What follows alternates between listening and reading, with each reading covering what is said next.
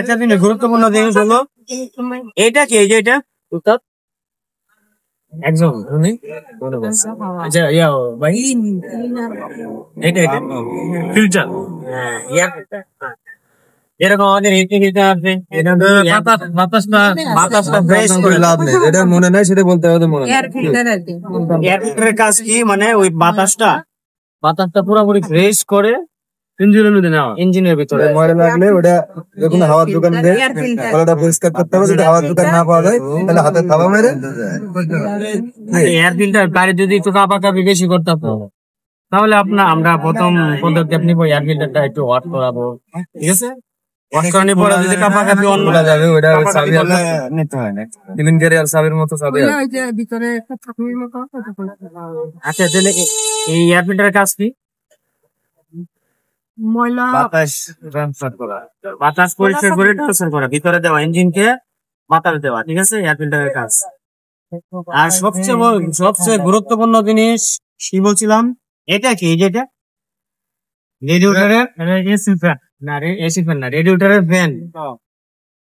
গাড়ি যদি ঠিকঠাক ভাবে না চলতেছে বা গাড়ি অতিরিক্ত ওভারহিট দেখাচ্ছে, সিগন্যাল দেখাচ্ছে, তাহলে আমার দেখতে হবে রেডিয়েটর ফ্যান চলে কিনা। রেডিয়েটরের ফ্যানটা চলতেছে একদম, যদি রেডিয়েটরের ফ্যানটা চলে তাহলে আলহামদুলিল্লাহ।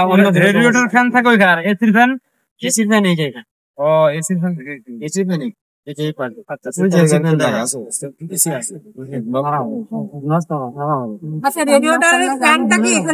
আমরা কিভাবে দেখতে পাবো? আপনারা প্রত্যেক জায়গায় রেডিয়েটরের ফ্যান এই জায়গা পাবেন, প্রত্যেকটা গাড়ি এখানে বা এখানে, ঠিক আছে? এই যে রেডিয়েটরের মাঝখানে প্রত্যেকটা ভেতরে থাকে ফ্যান, মানে এই যে গাড়ি স্টার্ট রেখে আইসা আমি চেক করব যে ফ্যানটা ঘুরে কিনা। হ্যাঁ, এই ফ্যানটা ঘুরে কিনা, কারণ স্টার্ট বন্ধ করলে ফ্যান ঘুরে। যদি আপনার গাড়ি স্টার্টে রেখে চেক দিতে হবে, গাড়ি স্টার্টে আছে, গাড়ি স্টার্টে রেখে আপনি এসে এখানে দেখবেন এইভাবে যে ফ্যানটা ঘুরে কিনা। আমি বলি আমি একটু বলি, এই গাড়ির ফ্যানটা কোথায়? আমি তো দেখতে পাচ্ছি, এই অ্যাঙ্গেলে তাকালে দেখা যাবে, ঠিক আছে? এই যে ফ্যান, আচ্ছা ফ্যানের কাজ হলো কি, আপনার যদি ইঞ্জিন ওদিকে হিট হইতাছে বা সিগন্যাল দিতেছে, হিট সিগন্যাল, তাহলে আপনার কাজ হলো এই প্রথম কাজ হলো আপনার এই রেডিয়েটরের পানিটা দেখতে হবে। কিভাবে? 10 মিনিট ওয়েট করবো আমরা, 10 মিনিট ওয়েট করে একটা গামছা দিয়ে তারপরে এটা খুলবো।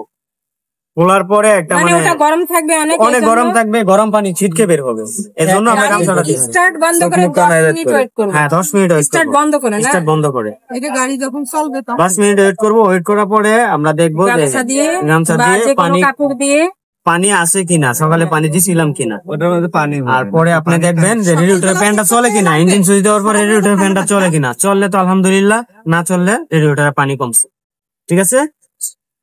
এই আমাদের ট্যাঙ্কি গুলো, হ্যাঁ পানি টাঙ্কি বললে চিন্তা নেই, এটা রেডিয়েটর।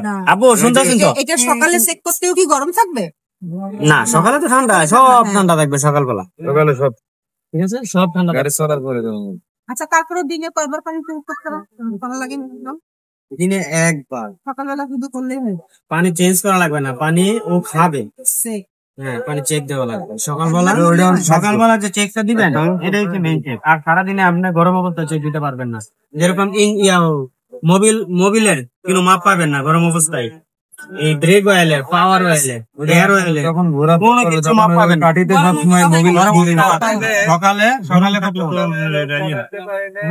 গরম থাকলে তো সব এলোমেলো হয়ে যায়। এটা যখন স্থির থাকবে তখন আপনারা যখন সকালে গাড়িটা বের করবেন ঠান্ডা মাথায়, এগুলো সব পদক্ষেপ গুলা একই দেখুন।